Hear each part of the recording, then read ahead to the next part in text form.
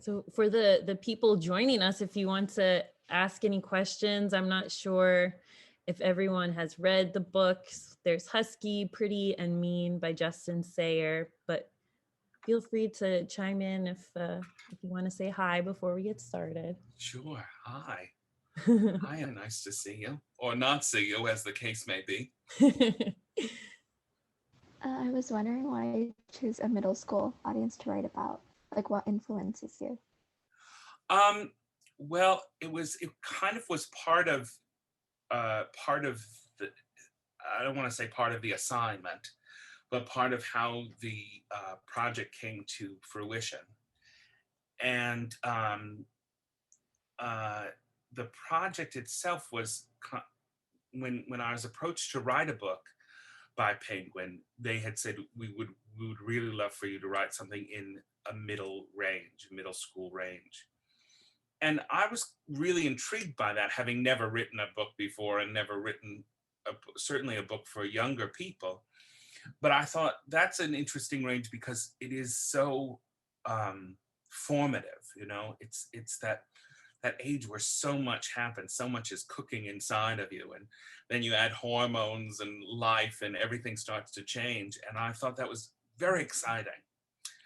So it became something that I became really enamored with the more I started to write about it, and thought these are people. I think also at that time you really the books you read at that time. I was told this by another person who writes for younger people, that you know the books that people read at that time can really touch them forever. And I know personally that's true from a lot of the books that I read when I was that age. So I took it as a real privilege to be able to write for an audience at that age and see how we could communicate with each other. Okay. Does that answer your question? Yeah, it does. Thank you. Oh, good. All right. Well, it's 2:05, so Okay. I guess we can get started. And we'll just let people trickle in and say hi when as they come and there's time and everything. Surely, happy to. And so, Justin, did you have something that prepared that you wanted to kind of introduce yourself with, or did you just want to have conversation? I do a little something at the top just to kind of talk about the theme of the books, but then I would love to have conversations and talk through it. We talk about, how I came to write the books, or any questions. I'm open to anything and I'll answer anything. So feel free. But, I what I've done, and I've been fortunate enough to do a few talks about these books, and I feel really lucky to get to communicate with young people about them, is I do this little exercise, and I think everybody can do it because it's applicable to all of us. And what I ask you to do in this moment, if you have a moment and you have a piece of paper and a pencil near you, I would love you to just kind of draw a line down the center of the middle of the pencil piece of paper. All right. And on one side, I would love you to put three adjectives that you would use to describe yourself. And those can be very personal. They don't have to be. They can be just how you think of yourself, the person that you think that you are.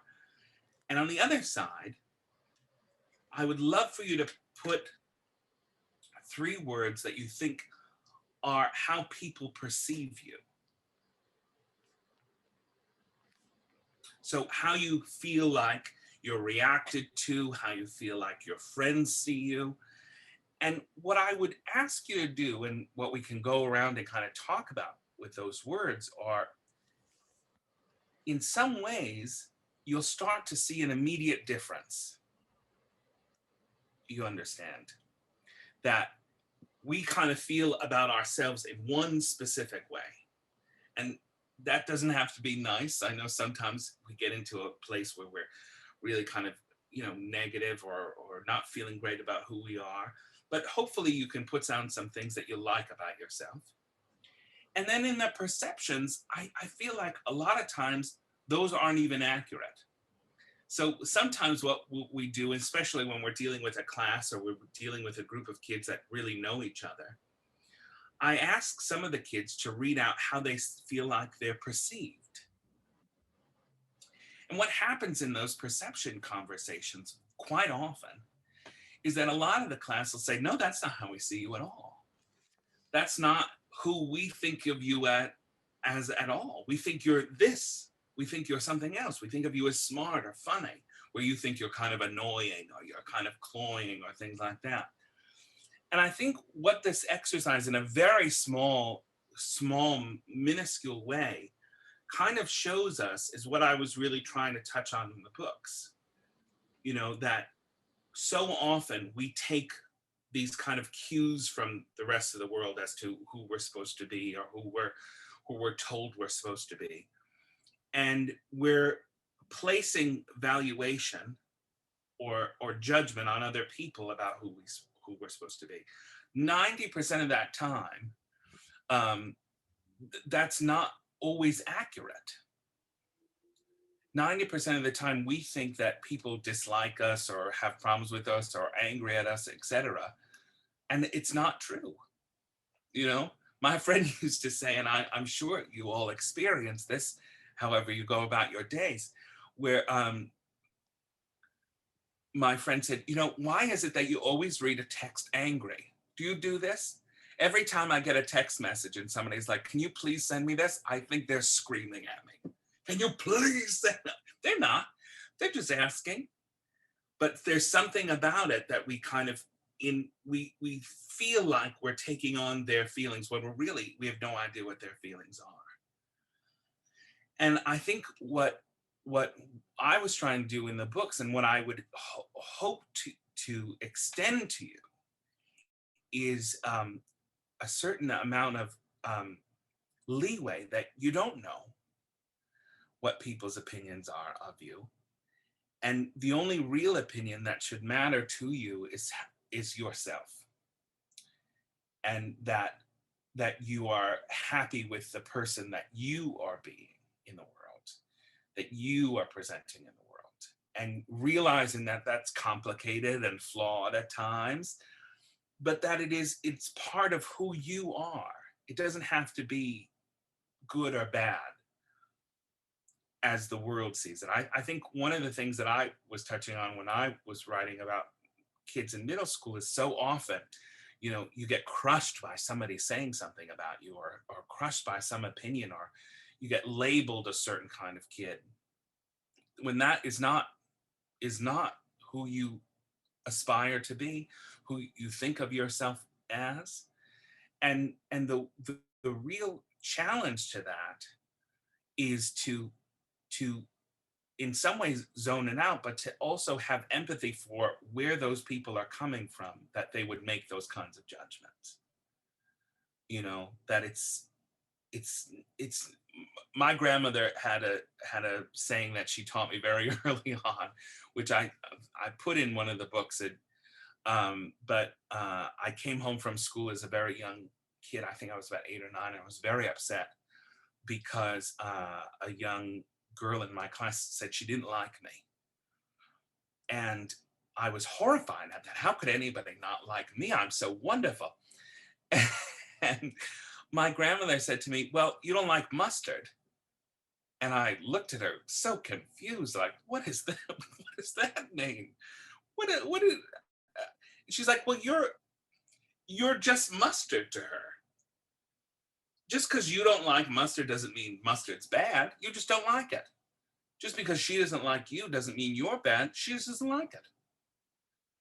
And taking that personal part of it out for me, taking that, oh, if she doesn't like me, then something must be terribly wrong, rather than seeing myself as my own thing that I'm allowed to be, really changed my whole perception on people.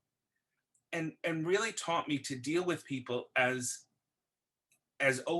much more open and accepting to who they are, but seeing that I am an equal part in that I am who I am as much as who they are, and we're allowed to be whatever we want to be. So I think that was really kind of, I thought about that a lot when I was writing all three books, about how, you know, our perceptions of each other change, how we come about, how those perceptions are formed, but also allowing space to realize that we're all individuals and we all have a lot going on within us that maybe the rest of us don't know, you know? So I would typically kind of begin with that. Um, but I also, you know, I think the other thing is that I would ask, you know, what are what are one of the things that was important for me to write in the books and important for me to put in the books was that in all of the three characters, Sophie and Dux and Ellen, that they're, you know, they're interested in their own things. They all have their own ways to plug into the world. Dux has opera, which kind of seems very old-fashioned or very grand, but interesting to him and something he really cares about. And Sophie has fashion. That's something she's really encouraged by and brought into. And Ellen has video games and that kind of strategy and her own involvement in that. And I guess what I wonder, and I would always ask the group, is what are the things that kind of excite you as a young person? And what are the things that are drawing your attention right now?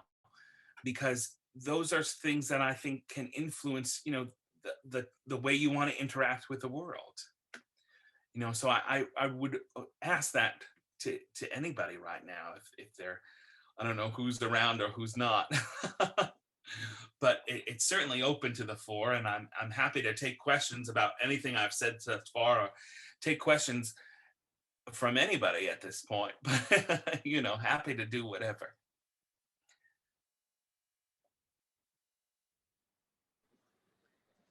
While we wait for people to get a little Sure. courage to hop in, I I agree. Where you had said people see you in a very different way than you see yourself. Because I've done a similar activity where I wrote adjectives for myself, and then other people wrote adjectives about me, and in a lot of ways they were opposite. Like Oh, I was like, oh, I'm so weak, and everyone's like, you're such a leader, and I was like, oh, and it's, yeah, it's very interesting, and that's what I love about these books. This is just one example, pretty. yeah. And if you haven't read the books, they're each about kind of the issue of being labeled with one word, which tends to happen. You know, it takes place in a middle school, and everyone has their adjective, kind of. So this one is Sophie's. She's pretty. Mhm. But if you read the story, you see there's so much more to her than just that one word, and the danger of, you know, containing everyone with just one adjective. Yeah. Yeah, and what I loved about doing that, because we set it up so kind of firmly in the first two books, and Ellen, who is held responsible for it for the two books, by the third's like, who cares about that? You know, she's kind of free of it all, which I liked doing very much, being like, oh, I don't care. You can put any word you want on me, you know. But though the first two books were very, and especially Ducks, I think in the first book, Husky was very tied up in that, very tied up in what you know, that perception of who you are, especially as you're getting into high school, that it's, you know, all of a sudden I am this kind of kid, I am this, and that kind of came about through a lot of talking to young people in their 20s, not a lot of teenagers, but seeing it still happening with kids in college, talking to them about like, oh, I don't know what kind of person I want to be, or this, you know, this kind of angst about what kind of, you know, what label will be put on me, or what label I take on myself. I wanted to write something that showed that, though, unless you really choose something for yourself, it can't ever really be of you. It's put upon you, and anything that's put upon you is inherently kind of limiting because it doesn't come from an organic place. And each of the books really tries to delve into, okay, here are what these young people are being told, or being, or believing that their word, their adjective is, but there's so much more going on with each and every one of them. There's so much kind of different problems, so many different problems that they're actually dealing with.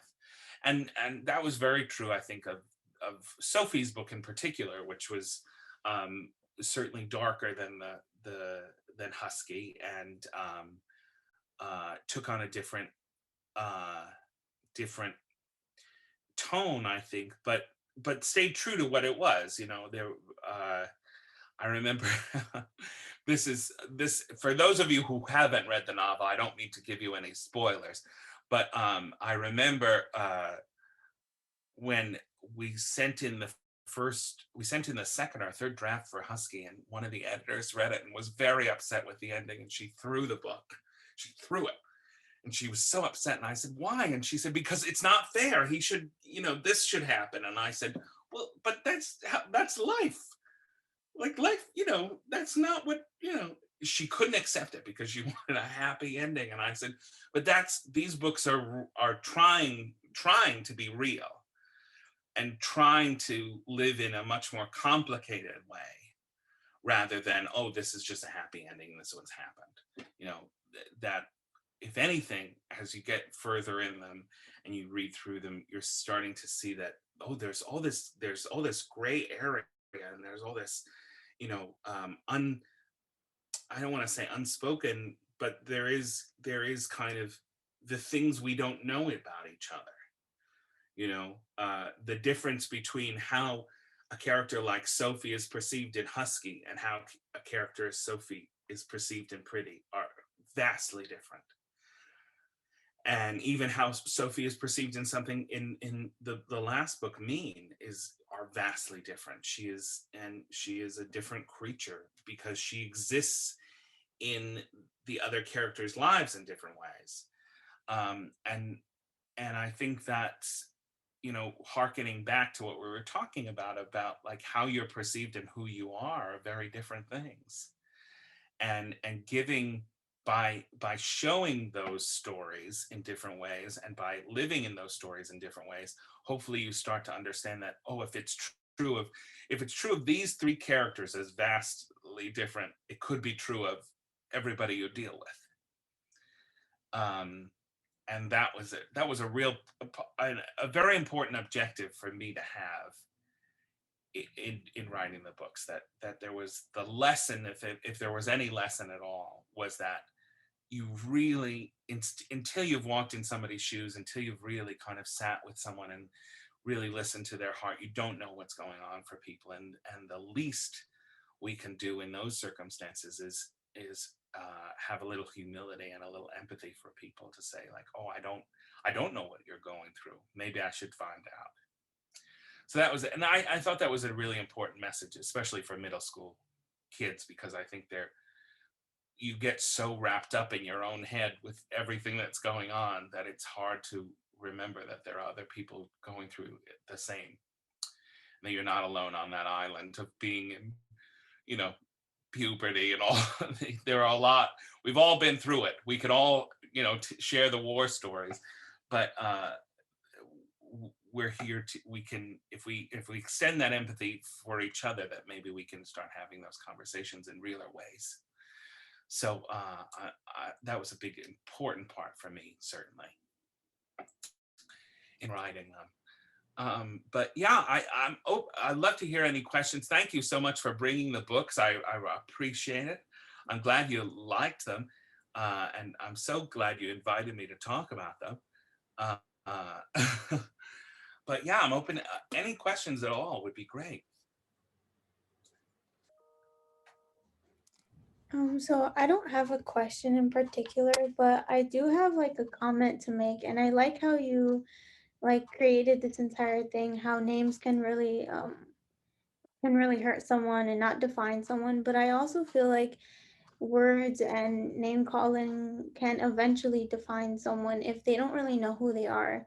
Like I do know personally for me, or like for a lot of other scenarios, if someone were to call you something and then you were to perceive yourself in that way, you would end up living like a lifestyle like it. So I know there's a movie called Easy A, and a lot of people think that she's like a slut because they think she slept with someone, but she didn't. And Mhm. so she knows she didn't, but she doesn't really know who she is anyways. So then she tries to perceive herself in that way and tries dressing like one and acting like one. And at the end it does get to her because that's not who she really is. But I I just think it's really sad how like because you're so young and because people don't know who they really are, they do let words go to them and change how they want to be or how they are. Oh, sure. I think and that's such a valid point.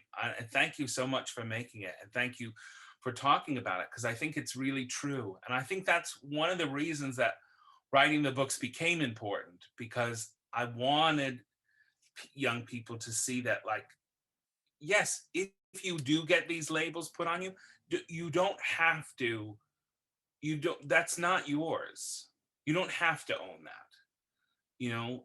And yes, if you don't know who you are, maybe you kind of think like, oh gosh, maybe I am this thing, maybe I it's not saying that you can't be introspective about it and think about it, but that is not that's it doesn't have to be who you are at all. And I think that's what hopefully these books kind of respond to, is that there's so much more that you are already, besides whatever label somebody puts on you.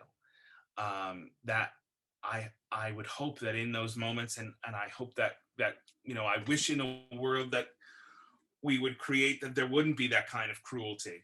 But I would hope that in a way that these books or other things like them would point out to young people that you don't have to be those things. You don't have to play into that, because that's not who you are. You know that deep down there truths start to emerge about the person that you are, and you don't have to adhere to what is said about you or what is kind of missaid about you.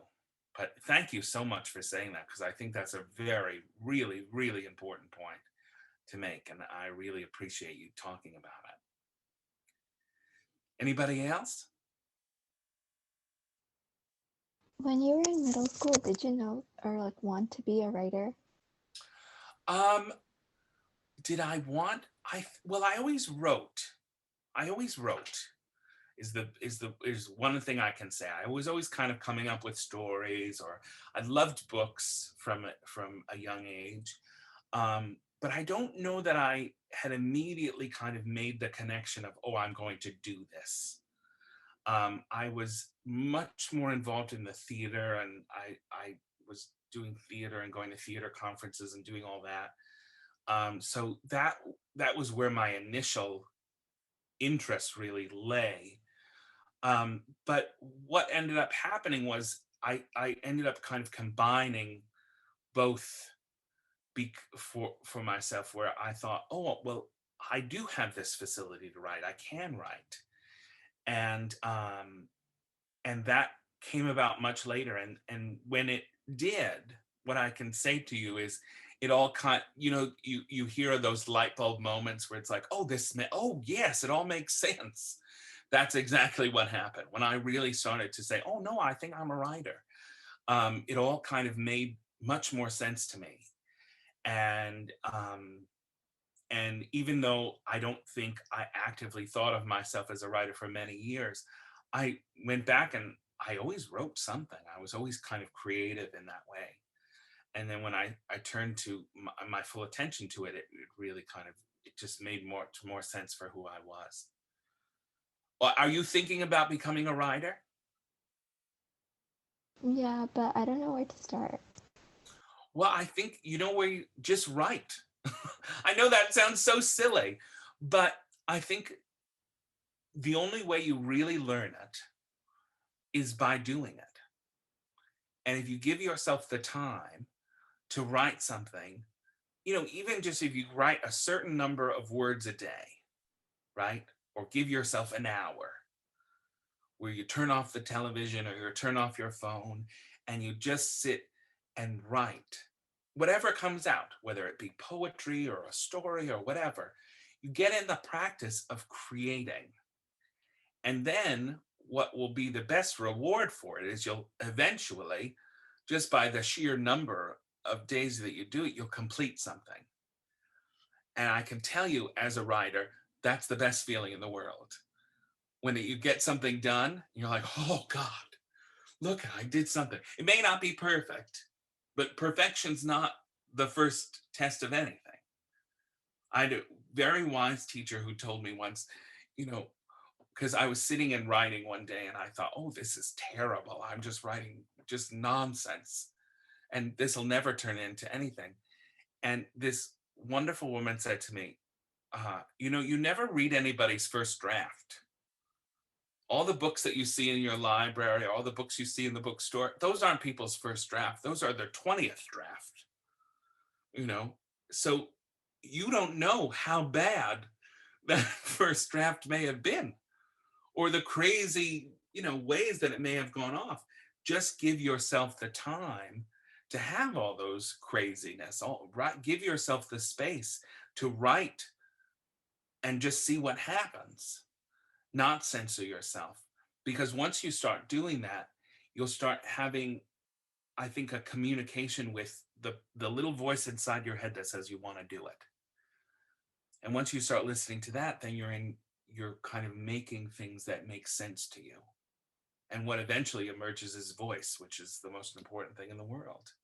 So I would really just, if you have the time, if you can set aside just a little amount of time for yourself every day to write.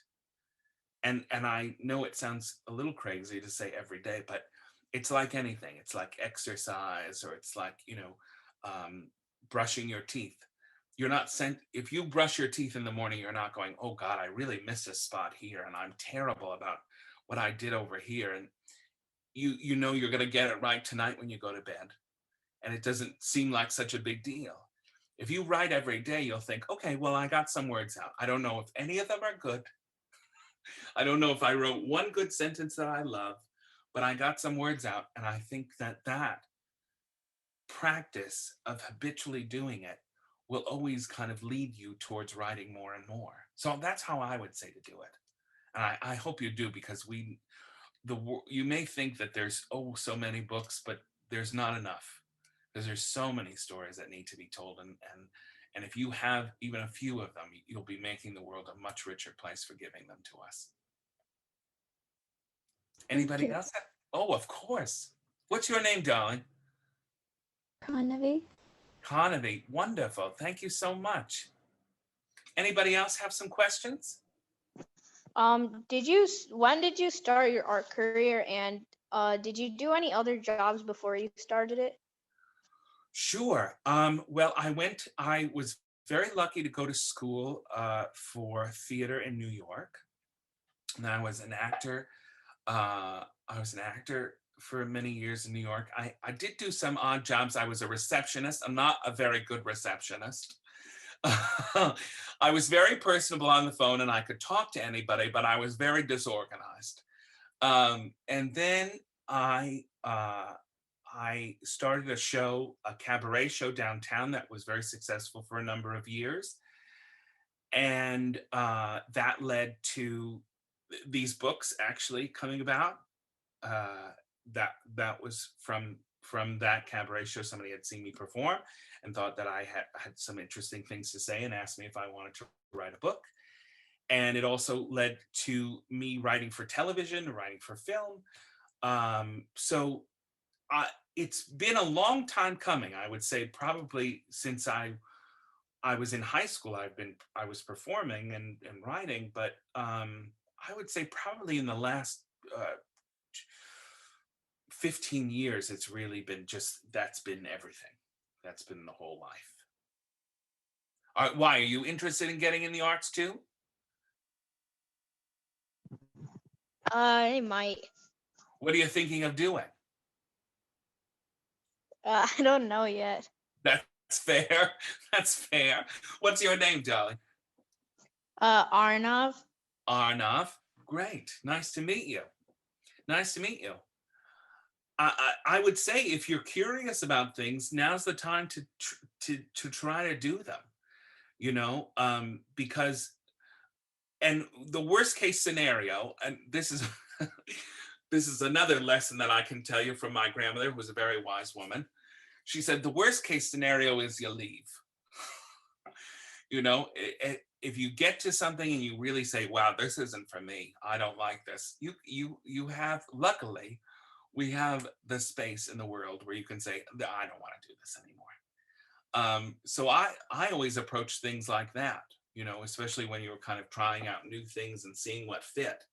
You know, if I went into a scenario and I thought, wow, I don't like this at all, I don't like what this is, or this doesn't feel right for what I want to do, I always kind of gave myself, well, if you don't like it, you can leave.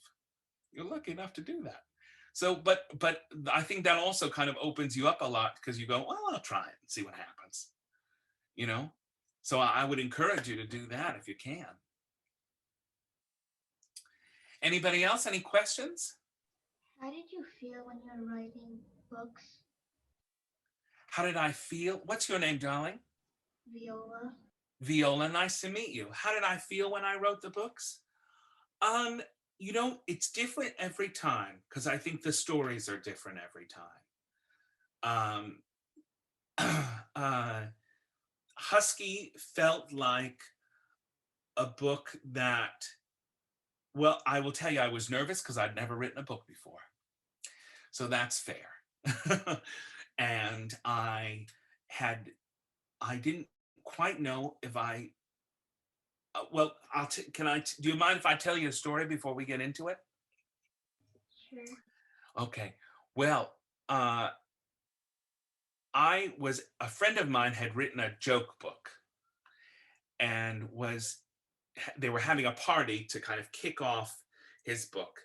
And he asked me if I would come and read from his joke book the night of his party as a performer. And I said, sure, I would. So I went and I read from the joke book, and everybody laughed and we all had a good time. And at the end of the party, his editor from Penguin Books, who published these books, came up to me and said, you're great. Have you ever thought about writing a book? And I said, no, I hadn't, because I really hadn't.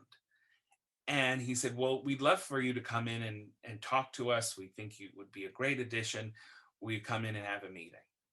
So I went to the meeting, and we talked about what that would look like and how to write the book and all this stuff. And they wrote me a very nice check, and I went and had to write a book, which I had never done. But I did, you know, when we talked about kind of trying things, when we talked about just trying things in the last little nugget of conversation that we were having, I've always been someone who says, well, why not? Try it. And, you know, I'd never written a book before, but I thought, well, I kind of know, maybe I'll know what I'm doing. I'll kind of, you know, we'll see. And hopefully there'll be someone there who reads it and goes, this is really bad. You've got to fix this. You know? But I was nervous writing Husky the first time. And I was also nervous, not because at a certain point I thought, oh, I can do this. I know what this is. I was getting used to it. But I also was worried because I didn't want to, I don't know about you, but sometimes when people talk about middle school kids, they talk about them like they're littler than they are. You know, as if they're younger, or they're not as perceptive as in the world as they are.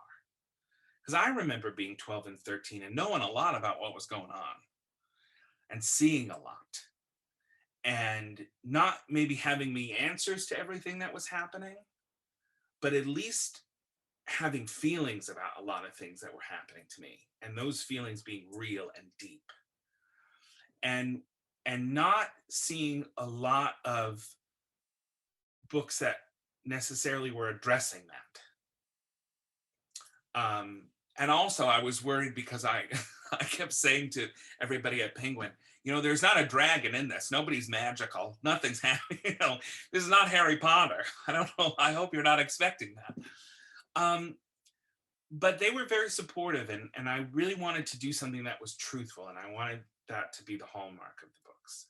With Pretty, it was different because the story was so different, and I was also really trying to be authentic to a person that I really loved and had and cared about since the first book, and wanting to get her experience right. So there was a lot of, you know, there was a lot of research and listening and talking to friends and and trying to uh, do that story with a lot of authenticity. Hi, nice to see you. Oh, there she goes. And then Mean was a story that kind of fell. I had always wanted to write the last book about Ellen. And so it was kind of a long awaited, like, oh, this is a romp. Let's kind of write and see what Ellen's up to, because I'd liked Ellen since the beginning, and I wanted to tell a story. So there were different feelings involved in each, but overall, it's a really nice. Oh, look at faces! How wonderful! How wonderful! Hi, nice to see you. Nice to see you. So lovely. Do you have any more questions? Did I answer your question? No. Okay. No. No. What can I answer for you? I don't have any questions. You have great headphones. Are those purple? Yeah. That's my favorite color. I love them. Those are really smart. I like them. You did good. You did good. How's it being home? How let me ask you a question. Do you mind if I ask you a question? Yeah. How is it being home and not being in school? Good. It's different from being in school, though. Sure, I'm sure. Do you find that you're still social with people in your school? Do you get to see people? What's that like? Well, I see my classmates on Zoom when I'm taking lessons, but yeah, that's the time when I see them. Yeah. Or sometimes you just schedule meetings because you have to finish assignments that we didn't have time doing during our lesson. Yeah. Do you miss them? Yeah. Yeah, I'm sure. Because so much of school, I know probably all the teachers will be horrified to hear it, but so much of it is about being social and being with people. You know, I remember a lot more about, you know, what somebody did or somebody wore or said than sometimes I remember about, you know, algebra. So, but I wonder about it now, because you all have been out of school for a while, long time now.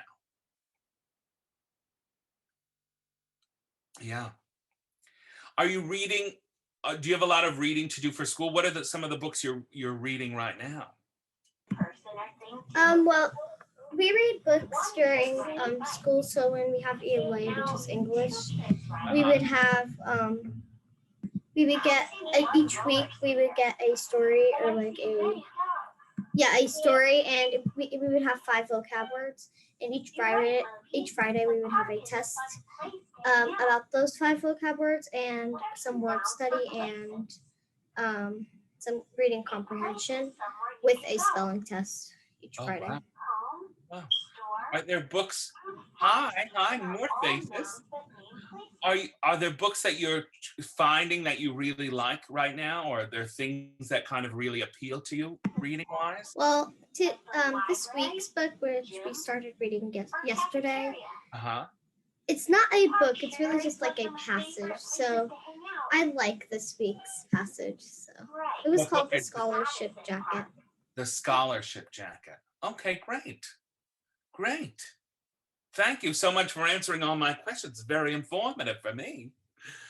Does anybody else have any more questions? I'd love to take some while we still have some time. I have a question. Sure. So out of all your characters and of all the stories you wrote, who do you think you relate to the most? Oh, that's a hard one. That's a hard one. And I'll tell you why, because I kind of, there, I don't necessarily, well, I'll tell here, apparently as you're getting used to it, everything's a much longer answer than you probably intended for. But everybody assumed that I wrote Husky about myself, that it was just like me, and it was far from it. Um, uh, I think I think that in some ways they're all part of who I am and was at that time. You know, uh, there's a part of me that was very kind of shy and guarded and worried a lot, like Dux is, and anxious, like Dux is. And then there was also a part of me that was dealing with a lot and in a tough situation, like Sophie is. And then there was a part of me that was kind of very rebellious and spoke my own mind and did my own thing, like Ellen was. So in some ways, I relate to all of them, and in some ways I'm unlike all of them. But I what I hoped to do and what I hope to still kind of see is that uh, that they are relatable, that you can start to see little kernels of how you would react, even if you have the different reaction in each of them. So I would say, unfortunately, not to give you a full answer, but to say I kind of relate to all of them because they're all parts of how I related to being in middle school and being a part of that. What's your name, darling? My name is Valerie. Valerie, nice to meet you. Thank you so much for the question. I appreciate it. I appreciate it. Any more questions? Go ahead. I saw you raise your hand. I think you raised your hand. No? All right. All right. Never mind. Oh, never mind. All right. Fair enough. Fair enough. I appreciate it. Uh, well, I'll tell you, I usually get sometimes the last one of these I did, it got slipped out that I wrote for Two Broke Girls for a while, and everybody wanted to know what it was like for writing for television. Um, and it's a lot of fun, and if you, especially for the people that were interested in writing, I think television's a great way to kind of write, you know, not only write dialogue, but really also write and have your work put out there in a different way. So I, you know, if that's an interest to people, I think that's also a way to think about, you know, how you can write and how you kind of can create outside of just books. I think that was something that I really appreciated, knowing that there were lots of different avenues in which you could write. So that's something I would just pass on to all of you, that there's lots of ways to be a writer and lots of ways to communicate your ideas and stories and to, you know, especially as you're trying to figure out what you like and what you don't, it's a great time to see that there are many different paths that you can go on to tell stories and to write. Um, Anybody else have any questions? Go ahead, Sama. What type of stories do you enjoy like reading the most? Do you enjoy like graphic novels or chapter books more? Well, I like graphic novels quite a bit. Unfortunately, I can't draw. So I I like visuals. I like an illustration. We had talked about doing illustrations in these books, but it didn't happen in the American version. It happened in the Japanese version, actually. Husky was translated into Japanese, and they did these beautiful illustrations of all the characters, which I have in my house now, which I was very lucky. I felt very fortunate to have done. I love graphic novels. I think they're great storytelling ways to tell stories, and I think that they're really exciting, and I'm encouraged by a lot of the work that's done. I tend to write kind of chapter books, and I also, Sarah, one I'll get to right after. Thanks so much. But I also, I write a lot for the theater.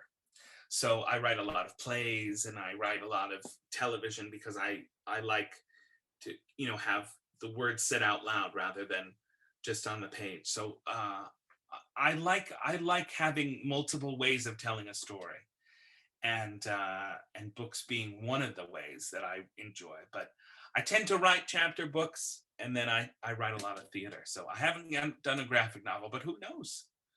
Who knows? Maybe someday. I'd love to do it. Sarah, you had a question? Not a question, but I'm the same. My favorite types of books are graphic novels. Oh, great. What kind of graphic novels do you like? Same, yeah. I read any graphic novel. Any? Yeah, okay. All right. Any particular favorites from Sarah and Sama? No? No. I read any if it's not Any? like I read any, but if it's boring, I wouldn't read it. That's a good litmus test for the rest of your time. You know, if it is boring, feel free to put it down. I think that's a fair assessment. Don't continue to read something if you don't like it. Anybody else? Any questions? It's been so much fun. We're almost at an hour, so it's getting close to it, but I'd love to talk to you while we still have some time. Anybody have any questions? No? No? All right.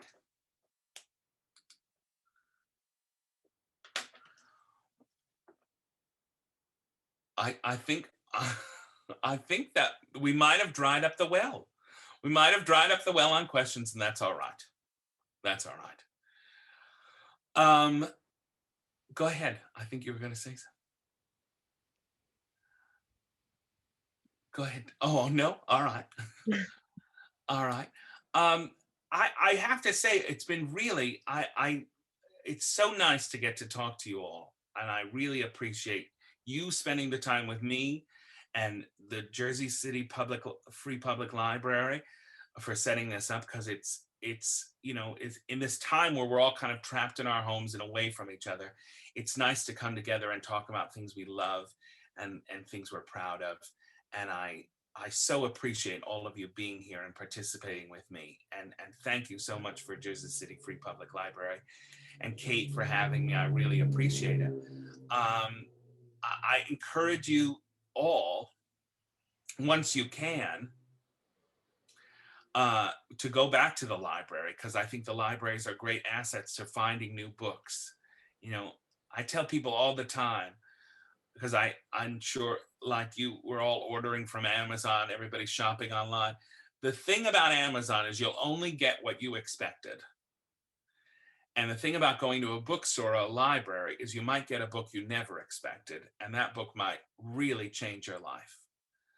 Because I can tell you, so many books over the years that I've read, I've picked up randomly in a bookstore and went, I wonder what this is. And it's been exactly the thing that I needed to hear, or exactly the story that I wanted to be involved with. So I would really, really encourage you to once we can safely get out to bookstores and get out to the library, because there's so much there that you may not be thinking of. Maybe a graphic novel about, you know, Billie Holiday, or somebody fantastic that you wouldn't have necessarily picked up, or a novel by someone you wouldn't have known about, that you'll only find by kind of being in the stacks and asking people's opinion and communicating about books in different ways. So I would really encourage you all to do that, because I think it makes you a much varied and much more insightful reader. And I think that's something that we should all be trying to do right now. But I've so enjoyed talking to you, and I'm so thrilled to be here. And if there's really no other questions, I think we're okay. We're almost at an hour. What, 11:52? We did pretty good. Does anybody, no, last call for questions. Last call. I know I talk a lot, but my goodness. Anybody? All right. All right. Well, I just want to thank everybody and thank Kate especially for reaching out and making all of this happen. And thank all of you for being here. It's been really, honestly, a pleasure. I'm so appreciative. And thank you for reading the books. And if you haven't read the books, thank you for going out and reading them, because I'll make sure you do. And I'm so happy to be here. Thanks so much again. Thanks. Hi, Sarah. Were you just waving goodbye, or? No, I was raising my hand. Oh, okay. Go ahead. I was excited when when the ELA specialist told us about this, but I was asking, is this going to happen again, or is there going to be another meeting? So every Wednesday at 2, we have middle school event. So next week will be cupcakes, and our next author is Janae Marks, that wrote From the Desk of Zoe Washington. But if you want to check out one of Justin's books, you can order them online to pick up at the library, or we have digital copies. If you have the Libby app, you can download them to your phone. Or if you even want to hear him read the books, he reads Husky and then different voices for the other audio books. But there's a lot of options. And hopefully after speaking to him, if you haven't read the stories, you can tell his voice is amazing. And even me, I'm not in middle school or high school anymore, but I loved these books, and I highly recommend that you read them if you haven't yet. And Justin, thank you so much. Oh, thank you. It's our Thank pleasure you. to host you. Absolutely. Thank you so much. Thank you for all the questions, and really, thank you so much for having me. I really appreciate it. Thank you. All right. Thank you, Shane. Thanks, everybody. All right. Well, now get back to school. All right. Get back to school, and we'll get back to it. Thank you so much. Yes. Thank you, everyone who joined us. I'm going to end the meeting, but thank you, everybody. Absolutely. And thanks Thank you again, so Justin. much. It was wonderful. Thank you. Thank you. Absolutely. Thank you so much.